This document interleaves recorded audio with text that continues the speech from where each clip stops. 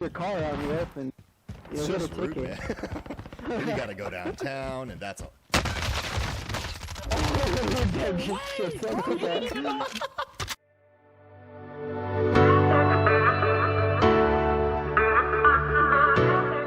What's poppin', people? Welcome back to the channel. It's been a hot minute since I've dropped that gameplay video, but here we are. Call of Duty Modern Warfare Warzone, the newest battle royale to hit the market, is finally here, and I have had about a week and a half to play this, mess around, and to test a bunch of things out. So I'm going to be going over some of the most frequent questions I've been getting on my stream lately, which are, what are my settings, some of my class setups, and best perks to use in Warzone. And if you stick around to the very end, I'm going to give you guys a little tip on how to improve your accuracy, your aim, so that you can win more gunfights. If this is your first time visiting the channel, go ahead and hit that subscription button. Make sure notifications are turned on so that you get notified when content drops. And without further ado, let's hop into this video. First off, let's talk about settings. I've gotten a bunch of questions in my stream about how my settings are. I'll quickly go over my controller settings and my general, but mainly I want to talk about the audio settings. So first off, I play stick and move. You guys don't have to follow this setup if you're not comfortable with it. I switched to this in BO4 and it has worked for me ever since. So I play stick and move. My stick layout is default, inverted.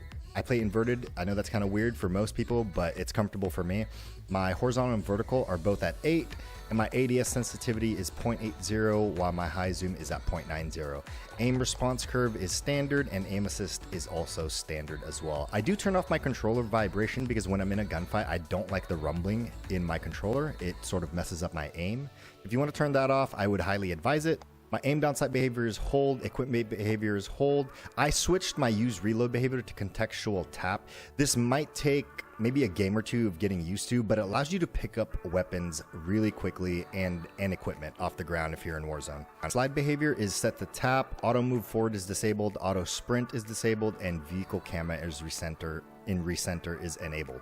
Moving on to general, my brightness is set to 55. That's kind of where I'm comfortable at. Film grain is set all the way to 0. Two things that I also turned off are world motion blur and weapon motion blur. For whatever reason, I just could not get used to the blurring of the screen, so I like it to just be static when I'm rotating around.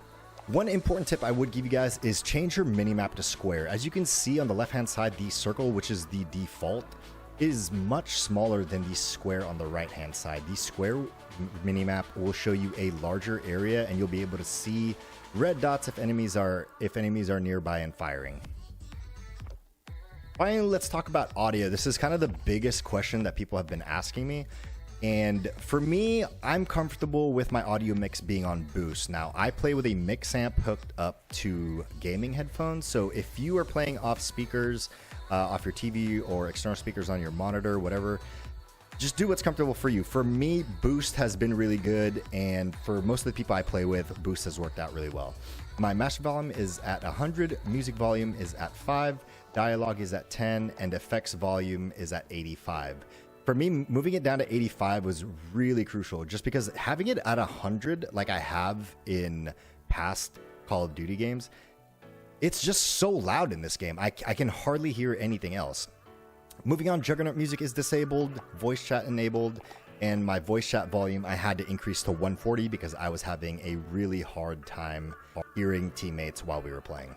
Moving on to loadouts, let's first discuss the perk situation here. So first of all, in the blue category, I'm just going to give you 3 perks that I think are decent. Double Time, EOD, and Cold-Blooded, I think are pretty decent to run in Warzone. Scavenger is pretty much garbage. You can kind of resupply from pretty much anywhere. Dead bodies are going to drop ammo, and usually everybody has a ton of ammo if you win the gunfight anyway. Kill chain is kind of useless because you can actually buy these at the supply store. Kill streaks are purchasable. Quick fix is kind of 50-50 if you're going to be getting in a lot of gunfights. I don't tend to rely on my health. I usually try to heal my armor up before I get into a gunfight, so I never really use quick fix. Moving on to the red perks, the only 2 that I really use here are Overkill and Ghost, and special emphasis on Overkill because I do like to carry a sniper rifle as my sidearm. However, Ghost will make you undetectable by UAVs, radar drones, and heartbeat sensors, which can be really useful. So I would create just one class in case you land by yourself or you're the only one around. Ghost would be a good perk to have. Moving on to the yellow perks, the only yellow perk that I really use is Battle Hardened, and that is because it reduces strength of enemy flashes, stuns, EMPs, and gas effects. Now, this doesn't mean that you're gonna take less damage from the gas coming in for the zone. What this is you're gonna take less damage from gas grenades, in addition to also being immune to snapshot grenades. Occasionally I also use tracker, but for the most part you can really hear enemies coming around a corner or if they're moving around, so I don't usually use tracker too often. I do have it on 1 or 2 classes.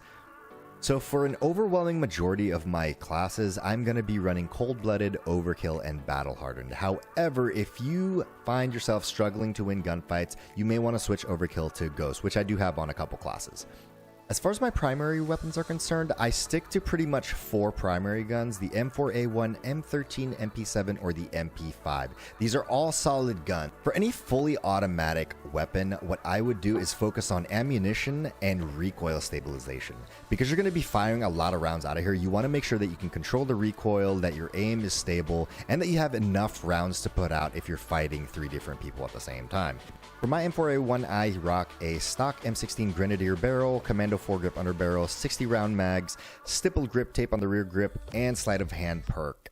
But if you don't need the sleight of hand perk to reload quickly, you can additionally add an optic or a muzzle to this. For muzzles, I like to go with something suppressed, that way I don't show up on the minimap.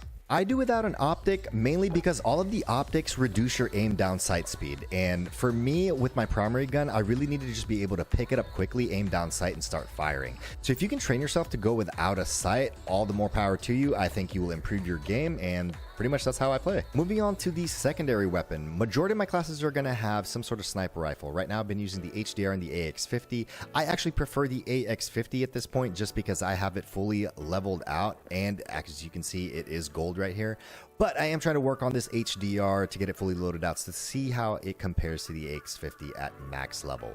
With any of the snipers in this game, they have the slowest aim down sight speed, and I'm not one to stand there and just aim at somebody, primarily because you leave yourself open to get shot in the head, and you also give your position away because there is a noticeable glint from your sniper rifle that allows enemies to know your position. So with any of these sniper rifles, the main thing is to increase your aim down sight speed. You want to get this aiming down sight as fast as you can. So here's what I've done on my AX50. I have a tactical suppressor, 32-inch factory barrel, tac laser, Singard arms assassin, and a stippled grip tape. With the attachments that increase your aim down sight speed, you should be able to effectively aim, center, and pull the trigger all within less than a second, as you can see right here. Alright, let's move on to tips. If you find that you're losing gunfights all the time, you may want to work on centering. I find that in this Call of Duty, centering is so important. If you're not familiar with what centering is basically when you turn to face an enemy, right before you aim down sight, you're always going to want to make sure that that enemy is in the center of your screen before you start firing. So if you're struggling with centering and your aim is kind of off, here's a little tip that you can do. What I would do is I would go into my settings, go to your controller, turn your horizontal stick sensitivity up to like 13 or 14, and then turn off your aim assist. And what you're going to do is this is going to force you to center while you're in game. So I wouldn't do this in a live game. What I would do is I would go to custom games, maybe start a match, set the game to a small map like King, change it to free-for-all, and add a couple bots in. Start the bot difficulty at recruit and work your way up from there. Remember, the point of this exercise isn't to fight players that are hard to kill, it's to work on your centering. That way, when you ADS, the enemy is going to be in the center of your screen, and the moment you pull that trigger, your first shot is going to hit. Once you get your centering down, you can work on tracing as you continue to fire to kill the enemy.